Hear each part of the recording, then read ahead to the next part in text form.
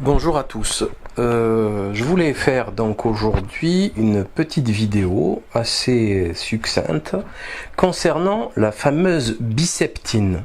La Biseptine qui est un antiseptique utilisé quasiment systématiquement en France. Il y a 800 000 naissances, on peut dire qu'il y a 800 000 boîtes qui sont vendues à cette occasion aux mamans et papas qui vont s'occuper du cordon ombilical les quelques jours, les 2-3 semaines, même pas, le temps qu'il tombe. Et c'est utilisé donc par tout le monde et il contient comme principe actif de la chlorhexidine, de l'alcool et du chlorure de benzalconium. Chlorure de benzalconium qui est un spermicide, un toxique très important.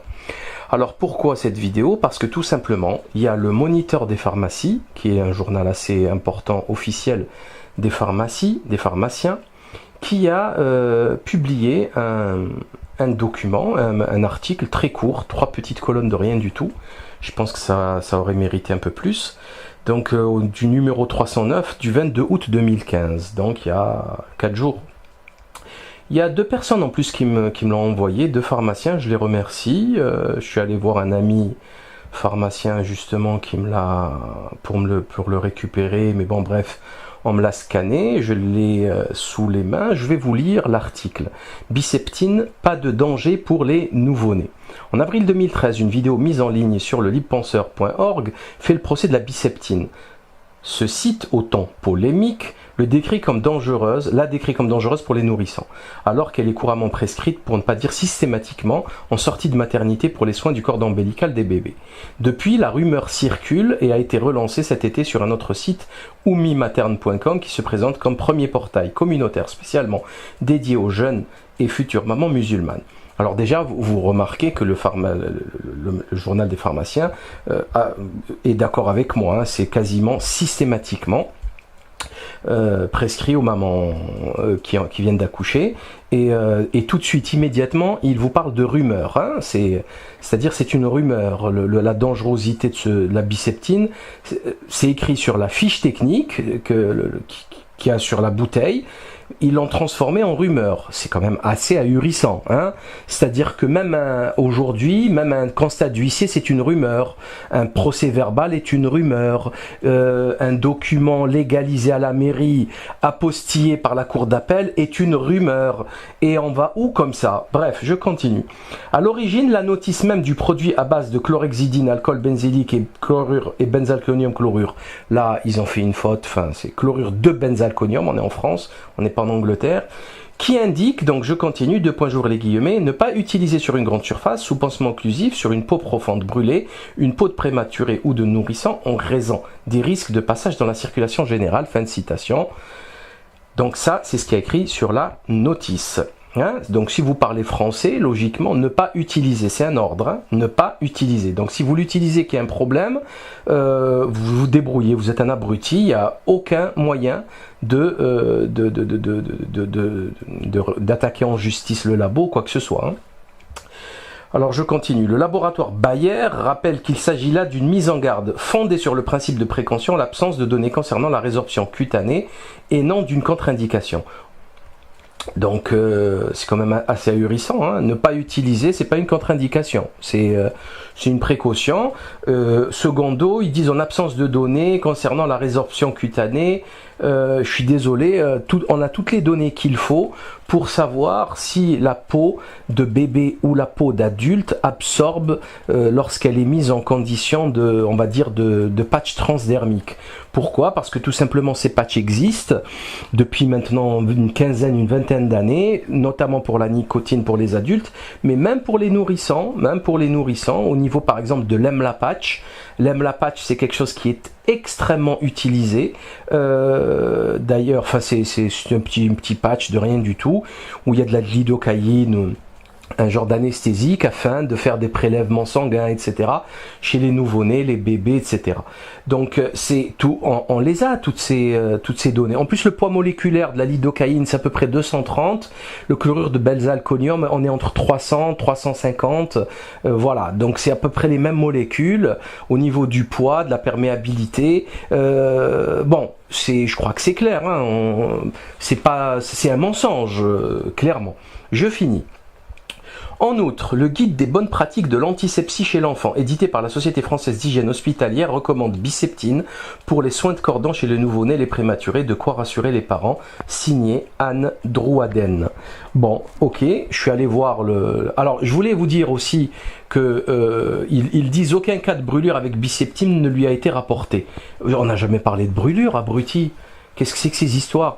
Alors, vous remarquerez, hein, ils vous discréditent avec le terme rumeur, et après ils vous font dire ce que vous n'avez jamais dit pour vous faire passer pour un âne. Donc ça, c'est une technique de voyou. Pour moi, c'est une technique de voyou. C'est des menteurs, des manipulateurs, c'est de la propagande et c'est grave. Donc, on est prié de fermer les yeux sur les contre-indications et les conseils d'utilisation qui sont catégoriques. Ne pas utiliser sur une grande surface, pansement occlusif. Donc, enfin, c'est clair, non? C'est évident. Alors, on vous dit de faire fi de cette déclaration, de cet écrit noir sur blanc. Par contre, on vous dit qu'il n'y a aucun cas de brûlure, mais on n'a pas parlé de brûlure, on parle de spermicides et de produits toxiques qui rend... Il y a des expériences, vous allez sur la fiche Wikipédia du chlorure de benzalkonium et il va vous montrer comment des souris sont mortes, elles accouchent avec plus de difficultés, elles meurent plus à l'accouchement, etc. Enfin, c'est tout ce qu'on dit, c'est tout ce qu'on a dit. D'ailleurs, la preuve que nous avons raison, c'est le fait que les spermogrammes sont en train de chuter de plus de 50% au niveau de la quantité, de la qualité des spermatozoïdes, on le sait, même plus que ça. Bon, il est évident que la dangerosité du chlorure de benzalkonium qui est utilisé comme spermicide en ovules chez les femmes, alors, tout ceci est sérieux, hein, tout ceci est documenté, scientifique, et enfin, il n'y a rien d'extraordinaire, on n'invente rien. C'est l'utilisation de ce produit qui est... Ils disent même que c'est un gros poison, que ce soit pour les animaux, les poissons, etc. Allez voir la fiche Wikipédia. Et donc, cette pollution avec la biceptine ou plutôt le chlorure de benzalkonium, elle s'inscrit dans une pollution globale, environnementale, avec toutes les autres molécules chimiques, les milliers de molécules chimiques nouvelles, qui, par effet cocktail en plus, vont aggraver les effets.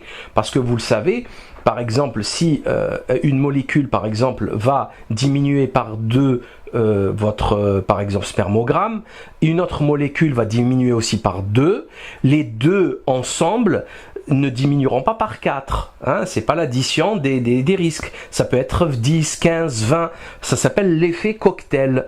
Donc, ça, c'est important. Du coup, quand on ramène tout ça, tous les perturbateurs endocriniens, etc., qu'on connaît, qui sont dans l'eau, dans les nappes phréatiques, qu'on mettait dans les trucs électriques, enfin bon bref, on connaît tout ça. Ça va s'ajouter, hein, à cette pollution, à cet empoisonnement de masse. Et puis voilà. Alors bien sûr, je veux bien que messieurs les pharmaciens les mauvaises, parce qu'en fait ils vendent un truc qu'ils savent pas ce qu'il y a dessus, ils l'ont jamais lu, parce qu'ils font confiance à l'industrie, mais c'est pas une raison pour nous tourner nous en ridicule et en continuant à faire comme si de rien n'était, parce qu'en plus c'est pas fini. Alors le site internet du Moniteur, lui, va publier bien avant le 22-23 août, c'est-à-dire le 7 août, comme vous le voyez à l'écran. Alors eux, ils y vont direct. Rumeur concernant Biceptine, une mise au point s'impose. Alors, une rumeur à propos de la solution antiseptique Biceptine se répand sur la toile. Non, c'est pas une rumeur, c'est un constat, c'est une information véridique, vérifiée, prouvée, avec les documents, les scans et les photos des documents à l'écran. Ce n'est pas une rumeur. Vous êtes des menteurs. Signé Marjolaine Labertonnière est une menteuse. Prescrite couramment en sortie de maternité pour les soins du cordon, selon une vidéo du Libre Penseur, est un article plus récent sur le site où moi maternité, blablabla, serait un poison. Des pharmacies ont été interpellées à ce propos par des patients inquiets. Une mise au point s'impose. Cette méprise a pour origine la notice de Biceptine qui spécifie noir sur blanc ne pas utiliser blablabla. Bla bla bla. Les parents qui lisent cette notice peuvent à bon escient s'inquiéter. Encore heureux. Encore heureux. Il s'agit d'une transcription erronée du RCP. Alors eux, ils nous expliquent, ils vont plus loin dans l'analyse, dans l'explication, ils nous disent que c'est une transcription erronée de la RCP. Alors la RCP, c'est quoi? La RCP, c'est un résumé des caractéristiques du produit. C'est un résumé qui est destiné aux pharmaciens et qui sera donc résumé dans la notice pour nous autres, les abrutis, les patients qui ne savons pas lire. Donc je leur signale quand même que je suis chirurgien dentiste, hein, que j'ai tout ce qu'il faut pour comprendre tout ça, hein, et je leur signale aussi au passage, sans méchanceté aucune, qu'ils ont fait la même chose pour le Mediator, pour l'isoméride, pour plein de molécules, en disant qu'il se passait rien, que tout allait bien, que le nuage de Tchernobyl s'est arrêté aux frontières, tout va bien, dormez tranquille. L'amiante, il n'y a pas de problème, vous pouvez dormir entouré d'amiante, vous n'aurez jamais de cancer des poumons, vous inquiétez pas, tout va bien. Hein, ils ont mis un siècle pour l'interdire l'amiante, mais c'est pas grave. Alors, donc il s'agirait d'une transcription erronée du RCP qui précise: en l'absence de données sur la résorption cutanée, le risque d'effet systémique ne peut être exclu. Ils sont d'autant plus à redouter que l'antiseptique est utilisé sur une grande surface, sous pansement occlusif, sur une peau lésée, notamment brûlée, une muqueuse, une peau de prématuré de nourrissant, en raison du rapport surface-poids et des effets d'occlusion des couches au niveau du siège. Fin de citation de la RCP. Donc des conditions de prudence plus rassurantes. Ces informations proviennent du blog d'un pharmacien, blabla. Les notices des autres antiseptiques utilisés dans les soins de cordon transcrivent fidèlement et en langage simple les RCP. Donc les RCP sont selon eux plus clairs. Bon, je suis pas sûr, parce que quand on va sur le site des RCP, sur le site de la NSM, qui, je le signale, vous allez voir dans cette Agence nationale de sécurité du médicament et des produits de santé, qui a changé de nom suite au scandale du Mediator. C'est comme l'UMP, vous voyez, ils sont devenus les Républicains juste après les scandales de Big Malion et compagnie, des voyous. Hein. Donc eux aussi, ils ont changé de nom pour se racheter une virginité, sachant, vous irez voir les déclarations publiques d'intérêt, c'est hallucinant. Hein. La patronne, elle a des contrats, enfin, elle est payée par Big Pharma, en veux-tu, en voilà, c'est pas grave. Donc on va chercher les mises en garde. En l'absence de données de résorption cutanée, article 4.4, mise en garde spéciale et précautions d'emploi. Enfin, je suis désolé, qu'est-ce que c'est que ces histoires d'absence de données, enfin, ils n'ont pas le droit. Et de toute façon, s'ils n'ont pas de données et si on ne sait pas, on ne met pas, point à la ligne. C'est tout. Voilà, c'est principe de précaution et je dirais même le principe d'ignorance. Voilà, ces abrutis ne savent rien de rien. Bon, alors il faut pas commercialiser, mettre ça partout. C'est la moindre des choses. Franchement, c'est logique, c'est sain. Voilà. En plus, je le répète, on a des données sur les patchs transdermiques depuis maintenant longtemps. On sait comment ça fonctionne. On sait qu'il faut mettre donc que ça soit occlusif pour que la température elle monte. On a une perméabilisation plus importante des pores et le passage. Donc à travers le derme, enfin la couche cornée, l'épiderme et le derme. On sait que c'est le derme avec la couche basale, c'est à ce moment-là où ça pénètre dans la circulation, les capillaires, et que ça va passer en systémique, c'est-à-dire en circulation générale. Donc la circulation générale, ça pollue l'organisme dans sa totalité. Donc c'est comme ça que fonctionnent les patchs nicotiniques ou le M-La patch qui est un anesthésiant local. Et donc ça c'est connu, reconnu par tout le monde. C'est tout. Enfin il y a pas à discutailler pendant des heures et des siècles. Enfin je crois que c'est clair. Au passage, je vais vous donner encore une autre anecdote. Le mercurochrome. Mercurochrome, c'est exactement la même truc d'antiseptique que la biceptine. Ça a été utilisé pendant près d'un siècle. Ouais, un siècle, quasiment un siècle, créé aux États-Unis, c'est avec des organomercuriels, c'est-à-dire c'est des produits au mercure et qu'on mettait sur les enfants, les adultes, les petites blessures, les petites égratignures. Il n'y a pas un enfant qui est tombé de sa bicyclette ou qui joue au ballon qui s'est blessé qui s'est pas pris du mercurochrome. Donc il y avait du mercure, ils l'ont arrêté. Ils ont mis un siècle pour l'arrêter. Donc maintenant ils vendent du mercure mercurochrome sans mercure, hein. Ça porte bien son nom, mercurochrome. Donc ils l'ont interdit en 2000, je sais plus quand, 2002 je crois en France. C'est très récent l'interdiction de la merbromine, du mercurochrome en France. Alors là j'ai trouvé, donc ça a été créé en 1918 aux États-Unis à Baltimore. Et ça a été interdit successivement aux États-Unis en 98, en Allemagne 2003 et en France 2006. Quand on se demande pourquoi il faut 5 ans pour que ça soit interdit entre les États-Unis et l'Allemagne, et encore 3 ans. C'est exactement comme le Mediator. Il était interdit en Allemagne, mais il était prescrit en France. C'est-à-dire quand vous arrivez à la frontière, dès que vous passez avec votre traitement dans la poche, vous êtes dans l'illégalité. Alors, il faudrait qu'on nous explique comment la science, elle fait pour s'en sortir avec des contradictions pareilles. Du coup, bon, c'est pas la première fois qu'on en parle, c'est pas la première fois qu'on arrête de commercialiser des poisons qui ont été vendus et utilisés par les patients, remboursés par la Sécu pendant des décennies et qui ont fait le bonheur des actionnaires de Big Pharma.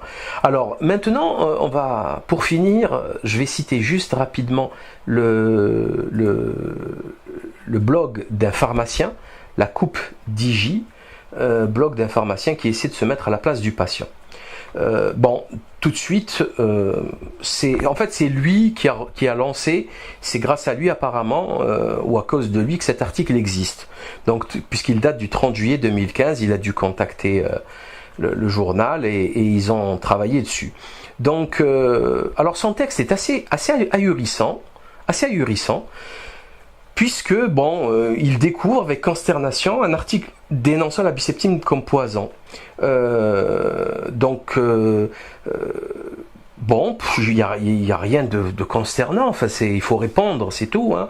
C'est du poison, c'est pas du poison, on discute, on pose nos arguments, et voilà, c'est tout. Bon, franchement, c'est pas compliqué, là, c'est pas quelque chose qui va révolutionner le monde, hein. Bon, alors tout de suite, je vous rassure qu'il dit les professionnels de santé ne cherchent pas à empoisonner vos enfants. Ah bon? Ben, dites ça pour le mercurochrome, dites ça pour le roi cutane qui a fait suicider des gens pour des petits boutons d'acné, dites ça pour je sais pas moi, la kidicocaïne, la ritaline, dites ça pour les adultes, hein, pour le Mediator, l'isoméride, le Vioxx. Mais vous plaisantez, c'est pas un argument ça. C'est le plus grand criminel de la planète, c'est Big Pharma. Enfin, faut arrêter. Qu'est-ce que c'est que cet argument stupide? C'est pas sérieux. D'ailleurs, on ne dit pas qu'ils cherchent à empoisonner nos enfants, on ne dit pas que c'est prémédité, on dit juste que c'est des imbéciles. Il n'y a plus personne qui lit les notices, tout le monde fait confiance à Big Pharma, ils suivent les protocoles les yeux fermés, et ça finit avec des scandales à chaque fois. Voilà, les prothèses PIP, enfin, on peut... Bon, j'ai quand même fait un travail assez avancé sur la question de Big Pharma, j'en ai lu des bouquins, les vaccins, les mascarades, enfin, soyons sérieux, ceci n'est pas un argument, bien au contraire, vous devriez avoir honte de dire ça. Tellement il y a eu de scandales, et en plus récemment. Voilà, les pilules, la pilule qui tue, voilà, enfin bon, bref. Il nous explique qu'ils viennent de les faire naître, ce n'est pas pour les abîmer tout de suite après. Oui, enfin bon, oui, mais il y a une infirmière qui tuait des vieillards, hein. De toute façon, là n'est pas la question. Là n'est pas la question puisque personne ne lit la notice. Voilà. Et je suis sûr que lui-même ne l'a pas lu, il l'a découvert avec cette vidéo. Il n'a jamais lu la notice. Voilà.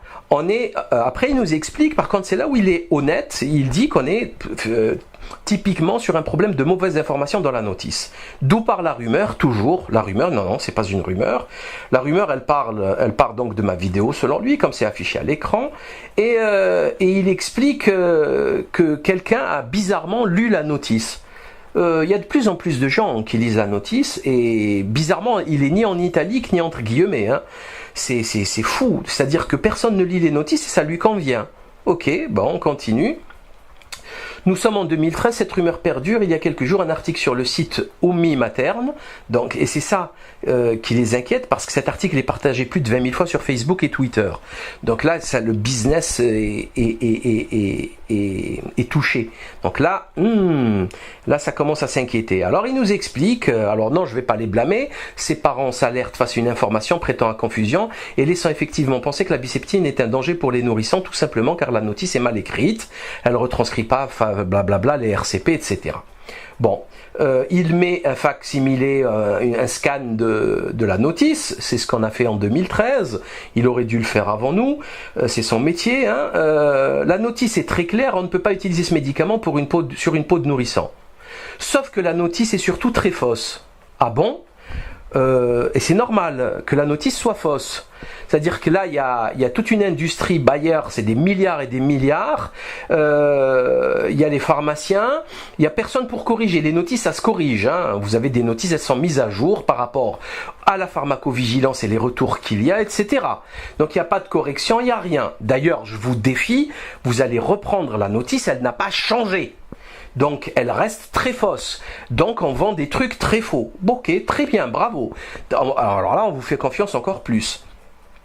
Il nous explique c'est quoi une notice par rapport au RCP, etc. Et qu'elle doit être lisible et compréhensible. Bon, après il nous dit qu'on n'a pas de données concernant le passage dans le sang par la peau. On ne sait même pas si cela passe à travers la peau ou pas. Comme on ne sait pas, par principe de précaution, on n'exclut pas ce risque, ok. Ce risque pourrait concerner les nourrissons quand le médicament est utilisé au niveau du siège, c'est-à-dire les fesses de votre bébé, et surtout à cause de la couche. C'est faux.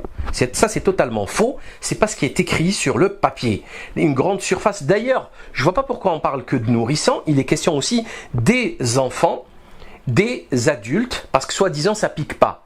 Alors comme ça pique pas, on l'utilise maintenant partout. Donc dès qu'un bébé, un enfant de 5 ans, 10 ans, même un adulte, il va se désinfecter à ça. Sauf qu'il y aura des égratignures. Les égratignures, ça s'appelle une peau lésée, donc ça saigne, il y a un passage direct dans le sang et on se fout du chlorure de benzalkonium dans le sang, qui est un spermicide très violent. Alors bien sûr, c'est plus dangereux pour un bébé, pour un enfant, dont les organes sont en maturation, et avec une beaucoup plus grande sensibilité et donc nocivité de ces produits sur, par exemple, des testicules en formation. Je crois que tout le monde est d'accord là-dessus. Donc il ne s'agit pas du tout des fesses, pas du tout, il s'agit de tous les corps. Le pansement occlusif, c'est pas juste la couche. Un pansement quelconque. Si elle met un pansement autour du cordon ombilical, c'est un pansement occlusif. Un pansement autour d'une blessure, c'est un pansement occlusif. Hein? Alors c'est pas la peine de faire des blagues à 2 balles sur le cordon ombilical n'est pas à côté des fesses. Ça, vous voyez, alors ils essayent de nous ridiculiser. C'est toujours pareil. Et jusqu'au moment où ils interdisent ça du commerce parce qu'il y a eu des morts et des preuves de blessés, etc. Bon. Après, il s'en prend à l'ANSM, hein, qui comprend rien et qui veut pas simplifier les notices, etc. Non, qu'est-ce qu'elle a à voir l'ANSM? C'est Bayer qui transcrit mal selon ce qu'il dit. Pourquoi l'ANSM serait touchée là? Il suffirait que Bayer l'écrive, c'est tout. C'est aussi simple que ça. Mais pire encore, il va nous expliquer, c'est ce que j'ai dit aussi dans la vidéo, et là il ne le dira pas, il n'y a aucune preuve scientifique que la toilette, ça c'est une étude Cochrane sur plus de 8000 patients, hein, en plus en Occident, donc là où l'hygiène elle est quand même correcte, il n'y a aucune preuve scientifique qu'il y ait une efficacité de la toilette du cordon ombilical avec antiseptique, avec juste de l'eau savonneuse ou le laisser sécher naturellement. Vous vous rendez compte? C'est quand même hallucinant. Donc là, c'est l'OMS qui fait ce papier. Il y a une étude Cochrane aussi qui le dit. Un simple sérum physiologique, séchage avec compresse est totalement envisageable. Surtout lorsqu'on sait qu'en Occident, ça va quoi. Il n'y a plus de bactéries nulle part. Hein. C'est à coup de javel partout. À la maison, c'est super propre. Enfin, il n'y a absolument aucun souci. Donc, tout ça pour ça. Hein. Tout ça pour ça. Et on nous renverra à un moment donné sur le site des bonnes pratiques hospitalières alors ça c'est ahurissant, hein, ça s'appelle, Alors, excusez-moi 30 secondes. La Société française d'hygiène hospitalière. Donc, ils ont des protocoles et le guide des bonnes pratiques, ils ont mis la biceptine partout, même pour le nourrissant. Et là, c'est grave. Là, pour moi, c'est extrêmement grave. Même pour le prématuré. Enfin, ils ont mis de la biceptine partout, alors que ça ne sert à rien, en fait. Le plus gros danger au niveau de la santé d'un enfant, d'un nouveau-né, d'un nourrissant, c'est la période dans laquelle il est à l'hôpital. Et comme ces abrutis veulent le garder 3 jours pour avoir leur test de Guthrie, les gouttes là qu'ils prennent au talent, pour le ficher génétiquement, donc il y a beaucoup plus de chances que votre petit se chope une grosse saleté de maladie nosocomiale avec une bactérie qui résiste à tout. Hein, parce que c'est normal, c'est là-bas où les malades sont. Alors qu'à la maison, il n'y a rien. À la maison, il n'y a que de la poussière. Il n'y a pas de bactéries virulentes. Hein. Et quand il y a un malade, il ne vient pas à la maison, point à la ligne. Quand il y a un malade, il va directement à l'hôpital. Et l'hôpital, c'est justement là où est votre enfant et vous êtes vous-même, maman, en train de le materner. Donc, tout ceci n'a pas de sens. C'est juste pour vendre. Ils font les études qui prouvent que ça ne sert à rien, que tous ces produits chimiques, à un moment donné, ils vont avoir une répercussion sur la vie de l'être humain, parce que tout le monde est malade, tout le monde est mourant, tout le monde est cancéreux. Enfin, la situation est dramatique, et on continue de dire non, il n'y a pas de... On te fout un spermicide partout, tout le temps. Les spermogrammes ont chuté, c'est une situation catastrophique. Tout le monde est obligé de prendre des picousses d'hormones pour essayer d'augmenter des chances de fertilité, d'avoir un enfant. Mais non, on n'interdit pas la biceptine. Franchement, j'ai jamais vu un peuple aussi dégénéré que les Occidentaux. C'est du jamais vu. Et pire encore, les pays émergents qui croient que les Occidentaux sont au top du top de la science et qui veulent les copier. Alors là, c'est le pompon. C'est le pompon. On n'est pas sorti de l'auberge. Sans oublier un petit détail assez extraordinaire, comme toujours. Quels sont les propriétaires du moniteur des pharmaciens? Tout simplement l'entreprise NewsMed, qui appartenait en 2014, c'est-à-dire il y a quelques mois encore, au géant, mais quand je dis géant, c'est géant de la publication médicale, Wolters Kluwer, qui, au passage, est un grand spécialiste d'évasion fiscale, puisqu'il possédait, je crois, 240 000 boîtes dans le Delaware, et comme tout le monde le sait, le Delaware, c'est un État voyou américain qui pratique la défiscalisation, bref. Donc, quand vous vous intéressez à ce genre de publication, vous remarquez qu'il y a des entreprises qui possèdent quasiment tous les titres, ou du moins une quinzaine, une vingtaine de titres qui font le tour de la question. Donc c'est verrouillé, c'est vraiment verrouillé, ce qui donne encore beaucoup moins de crédibilité à toute cette littérature, on va dire, mammonique, parce que là tout ça c'est du fric, hein, c'est de l'argent. Alors pour en finir, pour résumer, la peau du bébé, et ça il n'y a vraiment pas besoin d'être un expert pour le constater, la peau du bébé c'est de la soie. Voilà, c'est très fin, c'est vraiment, on le sait, hein, j'ai montré les images, donc toutes les couches de la peau sont beaucoup plus fines, que ce soit la cornée, derme, épiderme, hypoderme, etc. Et on a un passage extrêmement rapide. J'ai un ami pharmacien qui m'a expliqué qu'en cours, on leur avait dit qu'il fallait éviter le talc parce qu'il était micronisé et qu'il pouvait passer dans la peau. Donc c'est dire tellement, tout ceci est sérieux et voilà. Donc quand on va mettre n'importe quoi sur la peau d'un bébé, et notamment aussi d'ailleurs, c'est très important, les crèmes solaires, il faut les éviter comme la peste avec tout ce qui est nanotechnologie qui vont se retrouver dans le foie, etc. Ça aussi c'est prouvé, encore une fois, bref, préférez à cela les tenues, hein, les petites combinaisons, et bien sûr éviter le soleil. C'est beaucoup plus intelligent en fait. Le soleil difficile on va dire de midi à 17h l'été, enfin bon bref. Donc la peau du bébé est extrêmement perméable, extrêmement fragile. il faut absolument éviter de mettre n'importe quoi dessus.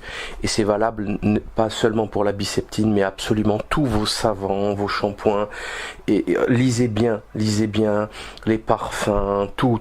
Lisez bien ce que vous faites et avant de le regretter amèrement. De toute façon, on est mal parti pour ce genre de constat et la situation est déjà assez catastrophique comme ça. À très bientôt.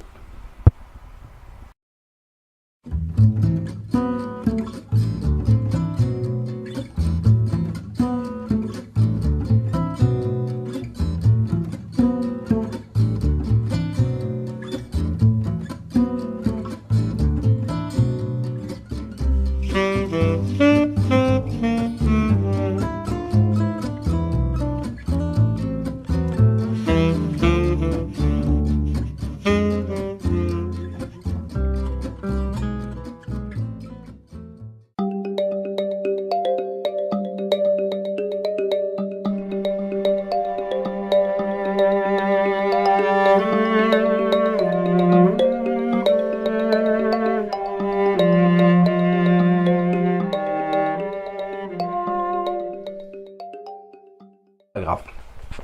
Alors, donc il s'agirait d'une transcription erronée du RCP qui précise: en l'absence de données sur la résorption cutanée, le risque d'effet systémique ne peut être exclu. Ils sont d'autant plus à redouter que l'antiseptique est utilisé sur une grande surface, sous pansement occlusif, sur une peau lésée, notamment brûlée, une muqueuse, une peau de prématuré de nourrissant, en raison du rapport surface-poids et des effets d'occlusion des couches au niveau du siège. Fin de citation de la RCP. Donc, des conditions de prudence plus rassurantes. Ces informations proviennent du blog d'un pharmacien, blabla. Les notices des autres antiseptiques utilisés dans les soins de cordon transcrivent fidèlement et en langage simple les RCP. Donc, les RCP sont, selon eux, plus clairs. Bon, je suis pas sûr, parce que quand on va sur le site des RCP, sur le site de la NSM, qui, je le signale, vous allez voir dans cette Agence nationale de sécurité du médicament et des produits de santé, qui a changé de nom suite au scandale du Mediator. C'est comme l'UMP, vous voyez, ils sont devenus les Républicains juste après les scandales de Big Malian et compagnie, des voyous. Hein. Donc eux aussi, ils ont changé de nom pour se racheter une virginité, sachant, vous irez voir les déclarations publiques d'intérêt, c'est hallucinant. Hein. La patronne, elle a des contrats, enfin, elle est payée par Big Pharma, en veux-tu, en voilà, c'est pas grave. Donc on va chercher les mises en garde. En l'absence de données de résorption cutanée, article 4.4, mise en garde spéciale et précautions d'emploi. Enfin, je suis désolé, qu'est-ce que c'est que ces histoires d'absence de données, enfin, ils n'ont pas le droit. Et de toute façon, s'ils n'ont pas de données et si on ne sait pas, on ne met pas, point à la ligne. C'est tout. Voilà, c'est principe de précaution et je dirais même le principe d'ignorance. Voilà, ces abrutis ne savent rien de rien. Bon, alors il ne faut pas commercialiser, mettre ça partout. C'est la moindre des choses. Franchement, c'est logique, c'est sain. Voilà. En plus, je le répète, on a des données sur les patchs transdermiques depuis maintenant longtemps. On sait comment ça fonctionne. On sait qu'il faut mettre donc que ça soit occlusif pour que la température elle monte. Alors, on a une perméabilisation plus importante des pores et le passage. Donc à travers le derme, enfin la couche cornée, l'épiderme et le derme. On sait que c'est le derme avec la couche basale, c'est à ce moment-là où ça pénètre dans la circulation, les capillaires, et que ça va passer en systémique, c'est-à-dire en circulation générale. Donc la circulation générale, ça pollue l'organisme dans sa totalité. Donc c'est comme ça que fonctionnent les patchs nicotiniques ou le MLA patch qui est un anesthésiant local. Et donc ça c'est connu, reconnu par tout le monde. C'est tout. Enfin il y a pas à dispenser, logiquement, ne pas utiliser. C'est un ordre, hein, ne pas utiliser. Donc si vous l'utilisez qu'il y a un problème, vous vous débrouillez, vous êtes un abruti, il n'y a aucun moyen d'attaquer en justice le labo, quoi que ce soit. Hein. Alors je continue. Le laboratoire Bayer rappelle qu'il s'agit là d'une mise en garde fondée sur le principe de précaution en l'absence de données concernant la résorption cutanée et non d'une contre-indication. Donc c'est quand même assez ahurissant, hein. Ne pas utiliser, c'est pas une contre-indication, c'est une précaution. Secondo, ils disent en absence de données concernant la résorption cutanée, je suis désolé, on a toutes les données qu'il faut pour savoir si la peau de bébé ou la peau d'adulte absorbe lorsqu'elle est mise en condition de, on va dire, de patch transdermique. Pourquoi? Parce que tout simplement ces patchs existent depuis maintenant une quinzaine, une vingtaine d'années, notamment pour la nicotine pour les adultes, mais même pour les nourrissants, au niveau par exemple de l'EMLA patch. L'EMLA patch, c'est quelque chose qui est extrêmement utilisé. D'ailleurs, enfin c'est un petit patch de rien du tout, où il y a de la lidocaïne, un genre d'anesthésique afin de faire des prélèvements sanguins, etc. chez les nouveau-nés, les bébés, etc. Donc c'est tout, on les a toutes ces données. En plus, le poids moléculaire de la lidocaïne, c'est à peu près 230. Le chlorure de benzalkonium, on est entre 300, 350. Voilà, donc c'est à peu près les mêmes molécules au niveau du poids, de la perméabilité. Bon, je crois que c'est clair. Hein, c'est un mensonge, clairement. Je finis. En outre, le guide des bonnes pratiques de l'antisepsie chez l'enfant, édité par la Société française d'hygiène hospitalière, recommande Biceptine pour les soins de cordon chez les nouveau-nés, les prématurés, de quoi rassurer les parents. Signé Anne Drouaden. Bon, ok, je suis allé voir le... Alors, je voulais vous dire aussi que ils disent aucun cas de brûlure avec Biceptine ne lui a été rapporté. On n'a jamais parlé de brûlure, abruti. Qu'est-ce que c'est que ces histoires? Alors, vous remarquerez, hein, ils vous discréditent avec le terme rumeur, et après ils vous font dire ce que vous n'avez jamais dit pour vous faire passer pour un âne. Donc ça, c'est une technique de voyou. Pour moi, c'est une technique de voyou. C'est des menteurs, des manipulateurs, c'est de la propagande et c'est grave. Donc, on est prié de fermer les yeux sur les contre-indications et les conseils d'utilisation qui sont catégoriques. Ne pas utiliser sur une grande surface, pansement occlusif. Donc, enfin, c'est clair, non? C'est évident. Alors, on vous dit de faire fi de cette déclaration, de cet écrit noir sur blanc. Par contre, on vous dit qu'il n'y a aucun cas de brûlure, mais on n'a pas parlé de brûlure, on parle de spermicides et de produits toxiques qui rend... Il y a des expériences, vous allez sur la fiche Wikipédia du chlorure, la science, elle fait pour s'en sortir avec des contradictions pareilles. Du coup, bon, c'est pas la première fois qu'on en parle, c'est pas la première fois qu'on arrête de commercialiser des poisons qui ont été vendus et utilisés par les patients, remboursés par la Sécu pendant des décennies et qui ont fait le bonheur des actionnaires de Big Pharma.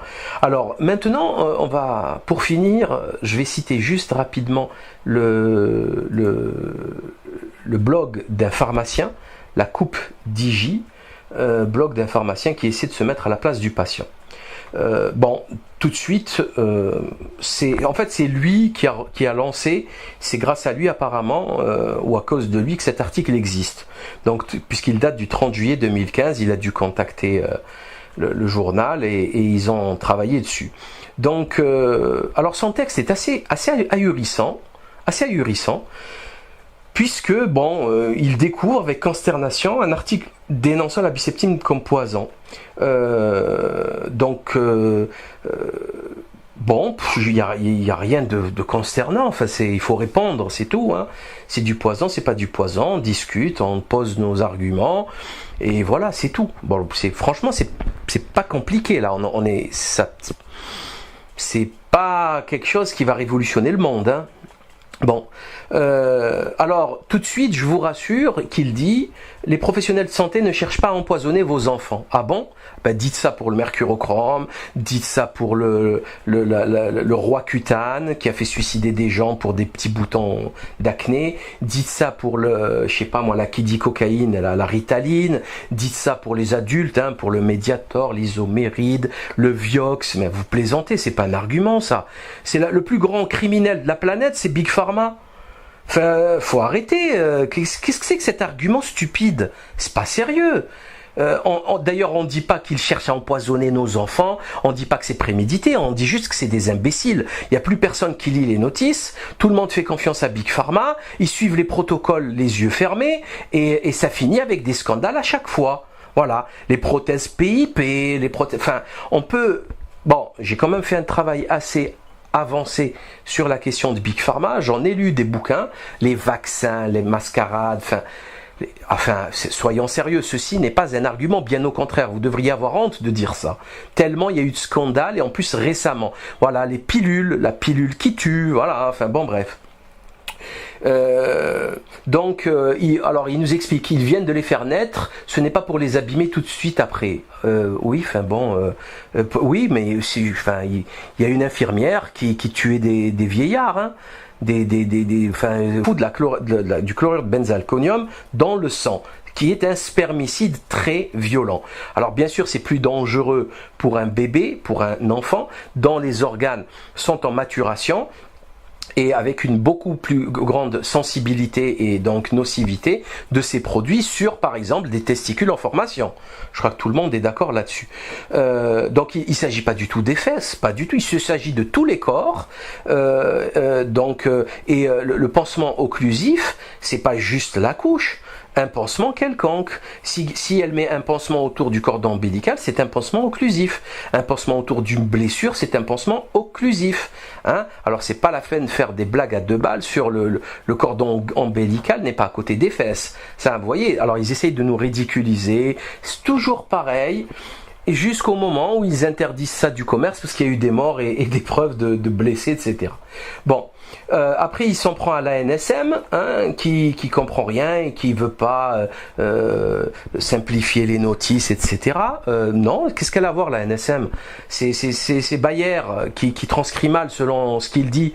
Pourquoi la NSM serait touchée là? Il suffirait que Bayer l'écrive, c'est tout. C'est aussi simple que ça. Mais pire encore, il va nous expliquer, c'est ce que j'ai dit aussi dans la vidéo, et là il ne le dira pas, il n'y a aucune preuve scientifique que la toilette, ça c'est une étude Cochrane sur plus de 8000 patients, hein, en plus en Occident, donc là où l'hygiène elle est quand même correcte, il n'y a aucune preuve scientifique qu'il y ait une efficacité de la toilette du cordon ombilical avec antiseptique, avec juste de l'eau savonneuse ou le laisser sécher naturellement. Vous vous rendez compte? C'est quand même hallucinant. Donc là, c'est l'OMS qui fait ce papier, il y a une étude Cochrane aussi qui le dit. Un simple sérum physiologique, séchage avec compresse est totalement envisageable. Surtout lorsqu'on sait qu'en Occident, ça va quoi, il n'y a plus de bactéries nulle part. Hein. C'est à coup de javel partout, à la maison c'est super propre. Enfin, il n'y a absolument aucun souci. Donc, tout ça pour ça. Hein. Tout ça pour ça. Et on nous renverra à un moment donné sur le site des bonnes pratiques hospitalières alors ça c'est ahurissant. Hein, ça s'appelle... Alors, excusez-moi 30 secondes. La Société française d'hygiène hospitalière. Donc, ils ont des protocoles et le guide des bonnes pratiques, ils ont mis la biceptine partout, même pour le nourrisson. Et là, c'est grave. Là, pour moi, c'est extrêmement grave. Même pour le prématuré. Enfin, ils ont mis de la biceptine partout, alors que ça ne sert à rien, en fait. D'autres sont au top du top de la science et qui veulent les copier. Alors là, c'est le pompon. C'est le pompon. On n'est pas sorti de l'auberge. Sans oublier un petit détail assez extraordinaire, comme toujours. Quels sont les propriétaires du moniteur des pharmaciens? Tout simplement l'entreprise NewsMed, qui appartenait en 2014, c'est-à-dire il y a quelques mois encore, au géant, mais quand je dis géant, c'est géant de la publication médicale, Wolters Kluwer, qui au passage est un grand spécialiste d'évasion fiscale puisqu'il possédait, je crois, 240 000 boîtes dans le Delaware, et comme tout le monde le sait, le Delaware c'est un État voyou américain qui pratique la défiscalisation, bref. Quand vous vous intéressez à ce genre de publication, vous remarquez qu'il y a des entreprises qui possèdent quasiment tous les titres, ou du moins une quinzaine, une vingtaine de titres qui font le tour de la question.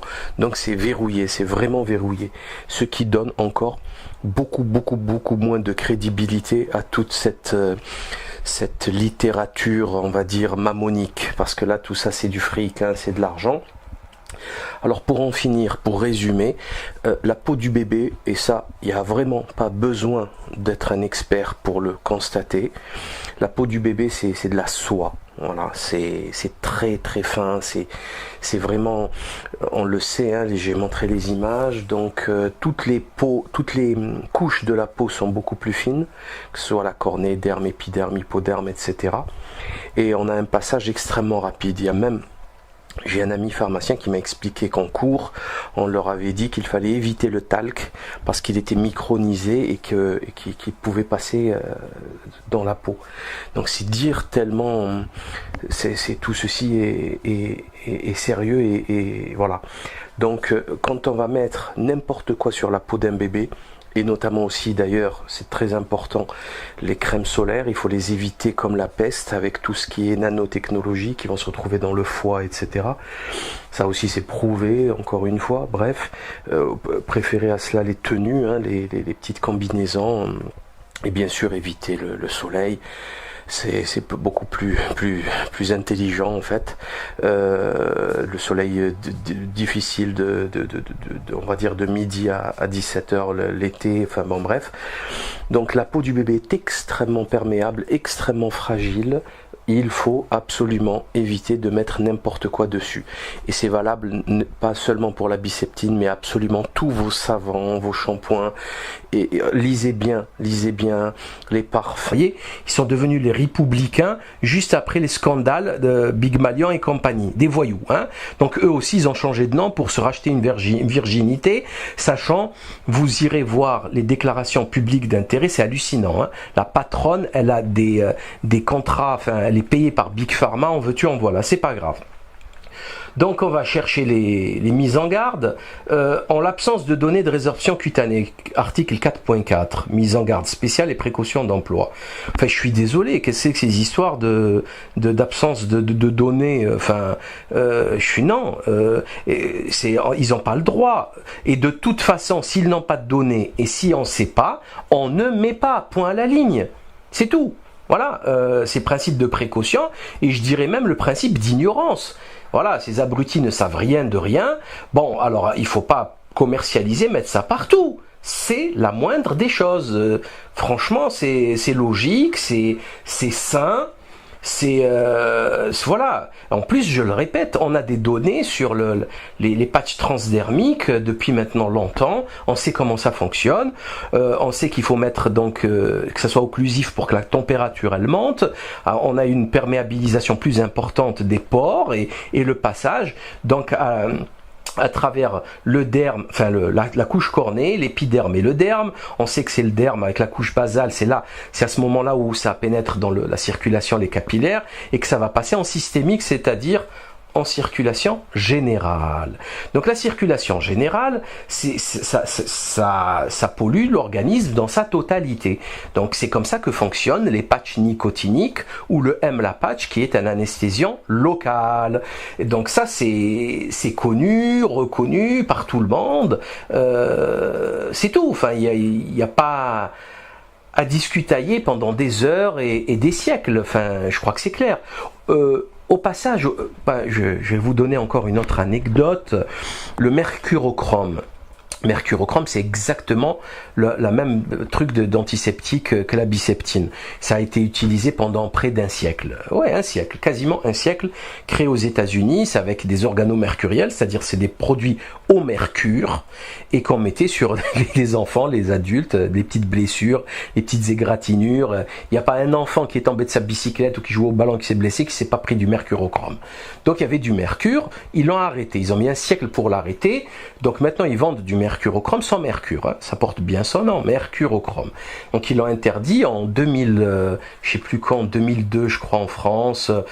C'est très récent l'interdiction de la merbromine, du mercurochrome en France. Alors là j'ai trouvé, donc ça a été créé en 19...